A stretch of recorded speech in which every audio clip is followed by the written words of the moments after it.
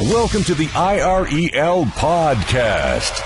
Are you sick and tired of real estate gurus pitching their next free construction deal only to find out years later they were completely wrong? Worried the next overseas conference you spend thousands to attend will only be used to sell overpriced lots in deserted developments?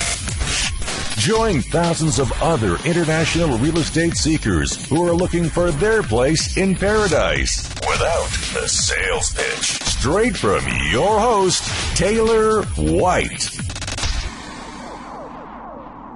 Hey everybody, and welcome to episode 17 of the IREL podcast. I'm your host, Taylor White.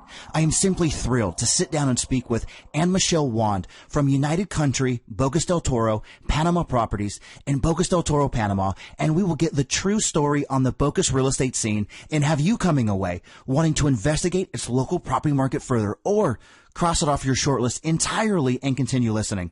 Right now from Anne-Michelle, you will learn why someone who dreamt about living on a warm tropical island since she was a little girl ended up in Bocas and why she suggests you do the same. The specific reasons why Bocas speaks to her over other popular Panamanian locations like Coronado and Pedasi. Goes into better details about titled and ROP properties in Bocas and strategies to consider. The specific investments she recommends for her clients today with exact prices and locations, breaks down how to buy local real estate, and much more.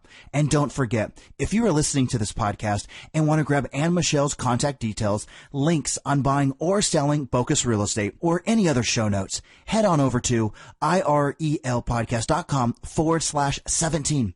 Sip on a local 12-year-old Rana Willow cocktail, enjoy the beautiful sunset, and get ready to experience this amazing, funky little beach town. In case you can't tell, I'm excited. Let's get Anne-Michelle on the phone.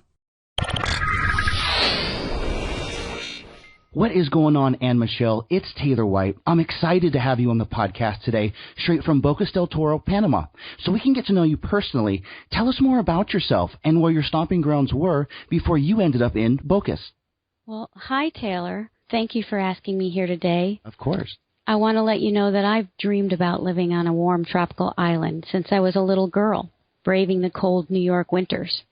I went to college in Miami hoping to foster my dream, but somehow I ended up landlocked in beautiful Colorado for almost 40 years.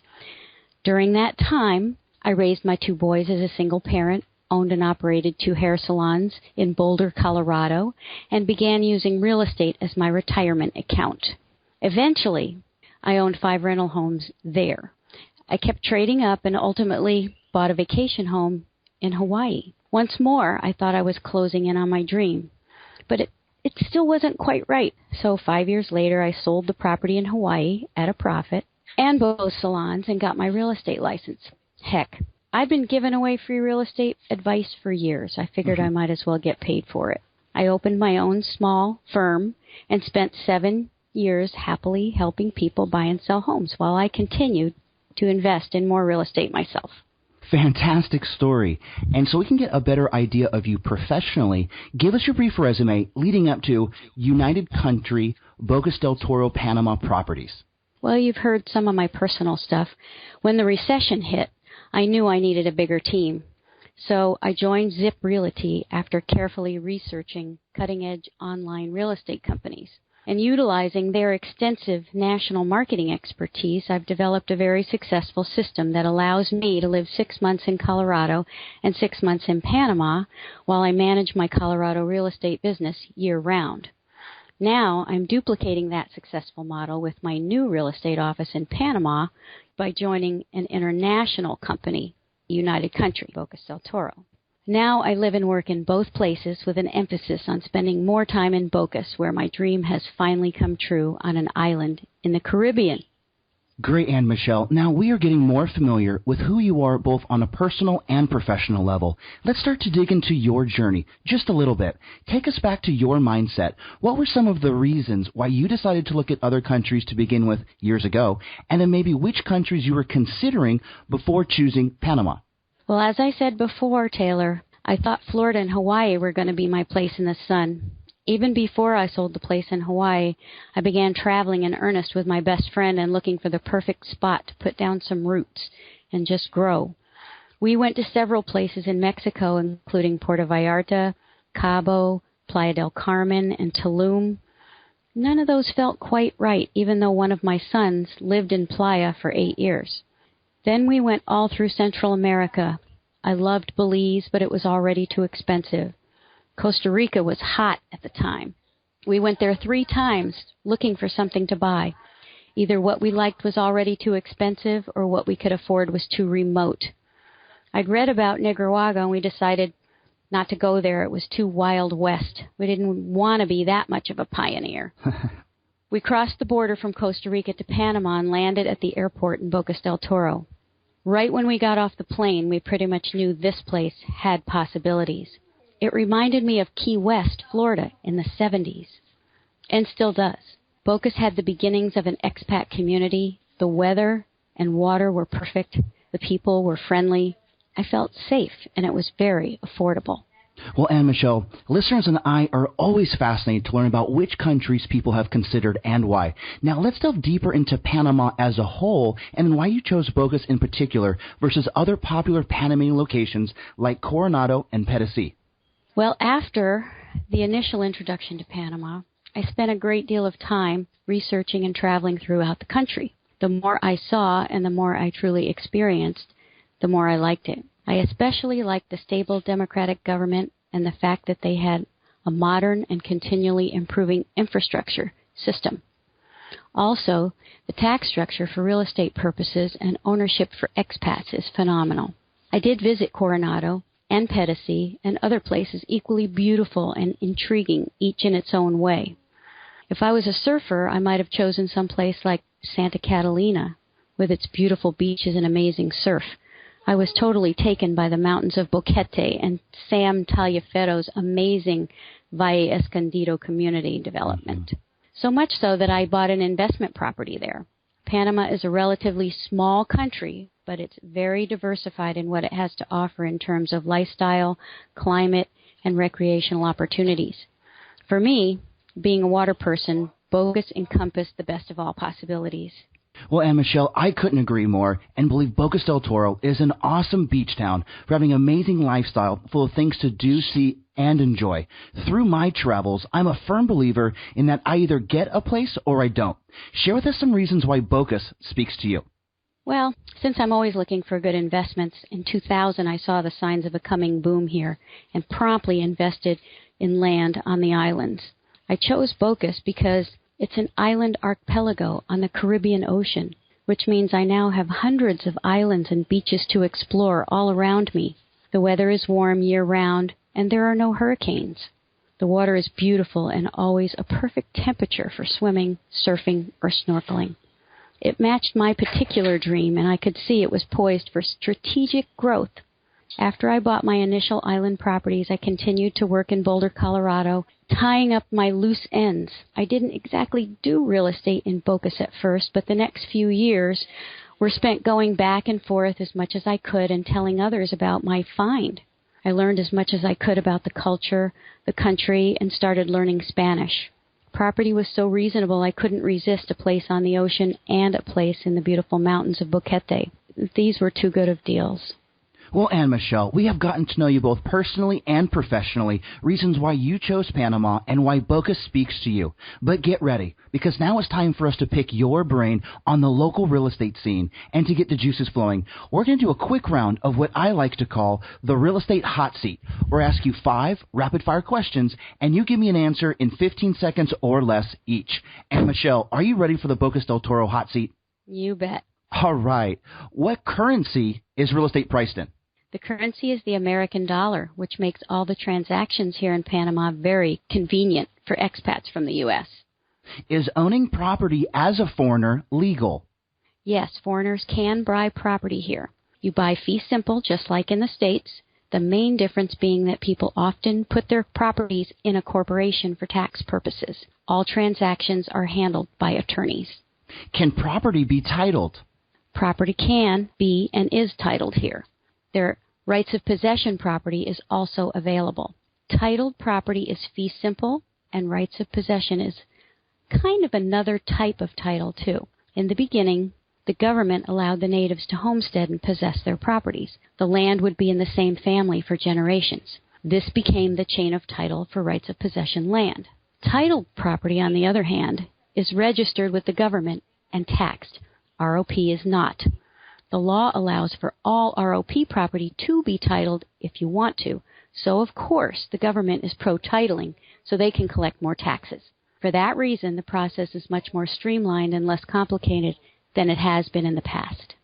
Can money flow in and out of Panama easily, or are there currency restrictions?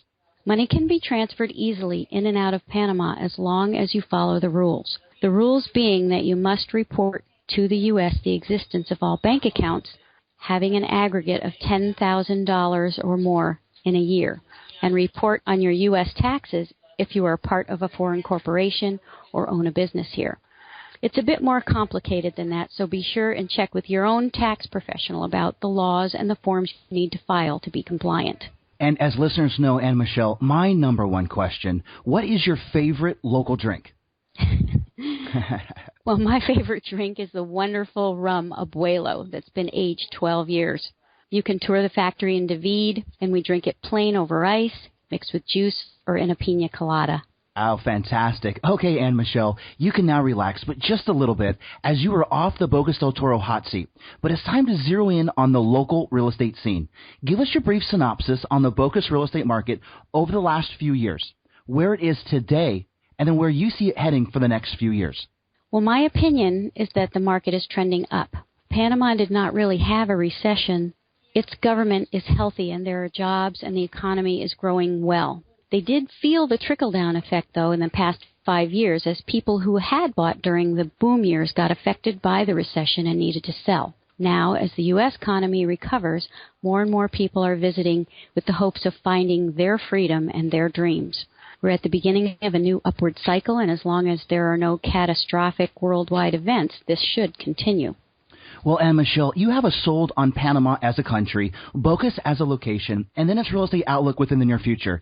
Of course, you don't have a crystal ball. I sure as heck don't. No one does. But that is why I think it's so vitally important to get on-the-ground insight from local real estate professionals. And yes, I just used the words local and on-the-ground in the same sentence to drive home a very important fact. Anne Michelle, you are not some newsletter writer who might spend a few days in Bocas and then send out emails with hot buys, calling yourself an international real estate guru. You are there in the trenches on a daily basis, dealing with local buyers, sellers, agents, lawyers, and every facet of the real estate business. And Michelle, break this down even further for us. Pretend you are Google Maps or Google Street View. What streets, neighborhoods, or parts of the city are we talking about in Bocas?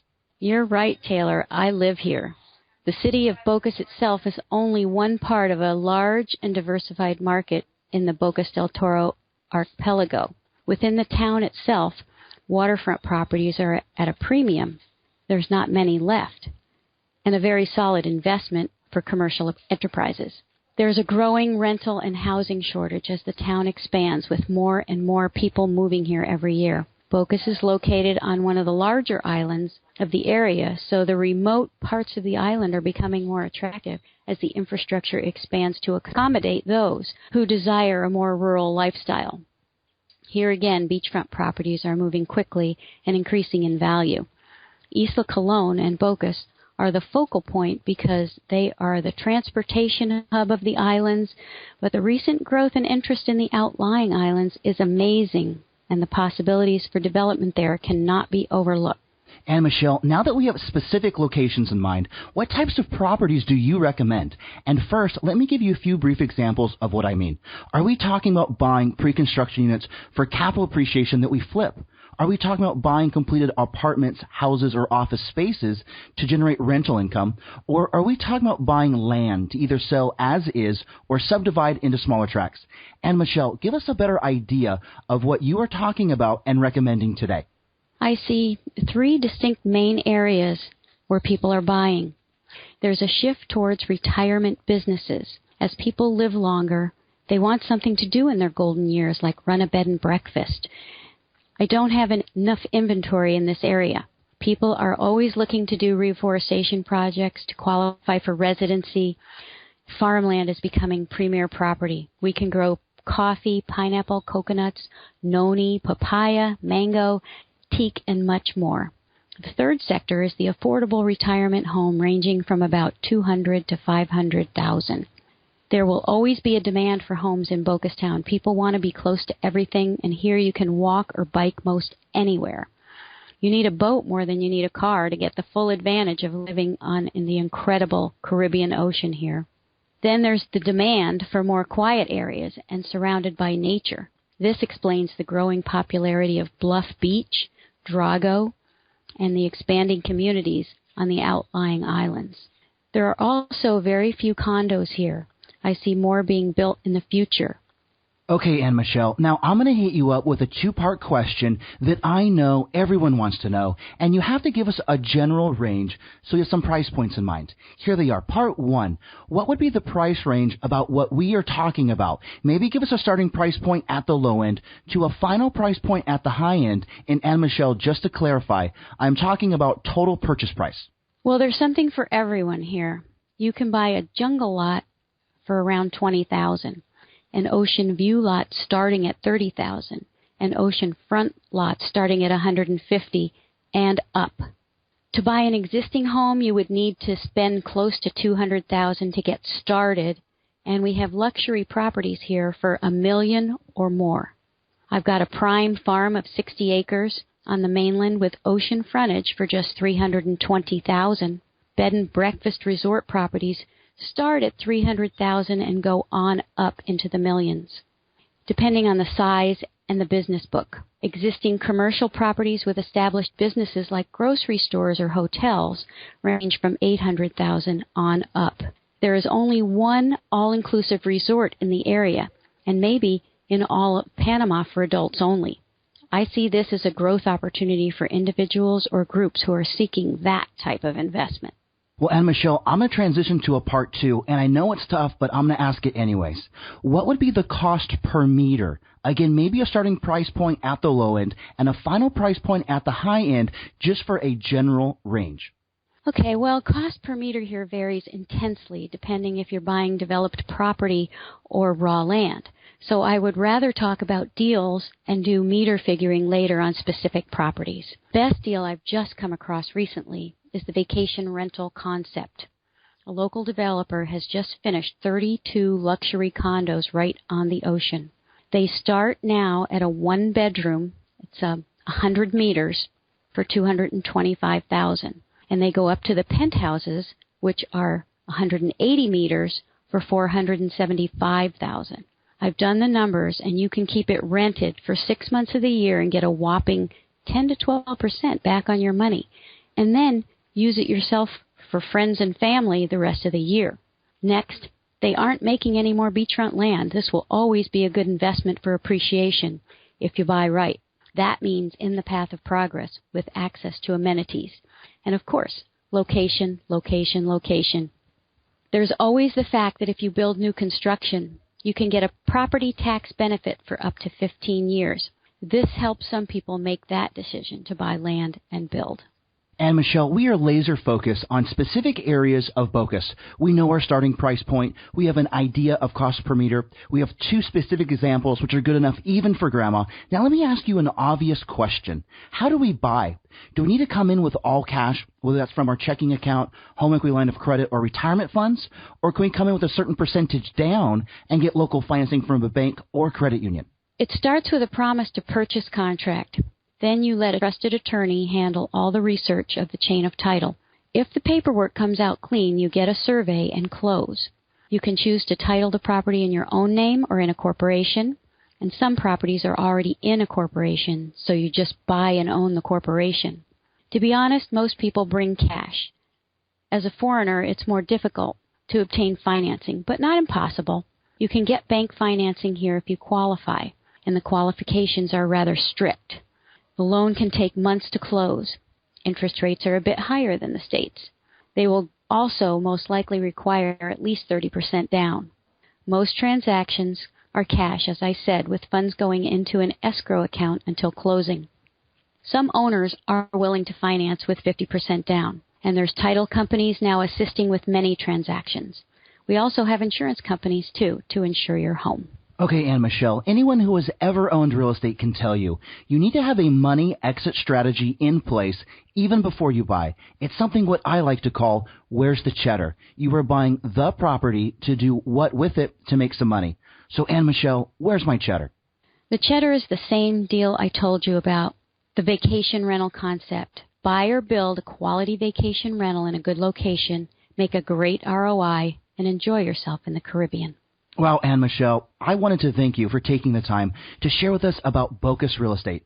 We have heard about your journey, why you chose Panama, exact areas of Bocas to focus on, price points to look out for, specific examples good enough even for grandma, a money strategy to purchase, and then what we might do with it after the fact to make some cheddar. Unfortunately, it's time to say goodbye. But before we do, share with us the easy ways to get a hold of you, any parting advice you might want to share, and then let's say goodbye. Well, you can reach me at United Country Bocas del Toro. My U.S. phone number is 303-532-1996, or in Panama, 507-6972-6507, and my email is Anmich, ANMICH, at Bocas del Toro, Panama, properties.com. Absolutely fantastic, Anne Michelle. I have really enjoyed this conversation, straight from Bocas del Toro, Panama to our earbuds, and I hope we can catch up again in 3 to 6 months. Thank you. I want to thank Anne Michelle once again for her fantastic take being on the ground in Bocas del Toro. As someone who lived in Panama for several years and traveled to Bocas often, this quirky little beach town has something for everyone, and I can't wait to get her back on the show again soon with more specific Bocas real estate investments she believes you need to hear about right now. If you are listening to this podcast and want to grab Anne Michelle's contact details, links on buying or selling Bocas real estate, or any other show notes, head on over to irelpodcast.com/17. Are you a real estate agent like Anne Michelle with an amazing story you want to share? Do you have properties located in the world's most desired hotspots just waiting for buyers? Well, guess what? I want to help. Whether you are a Swede in Ecuador, a Kiwi in the Philippines, a German in Morocco, or an American in Panama like Anne Michelle, I invite you to share it with my eager listeners. Head on over to irelpodcast.com/17 to get started, and together we will share your story. You have been listening to the IREL Podcast with Taylor White. Be sure to hit up irelpodcast.com for more. That's irelpodcast.com. Thanks for listening.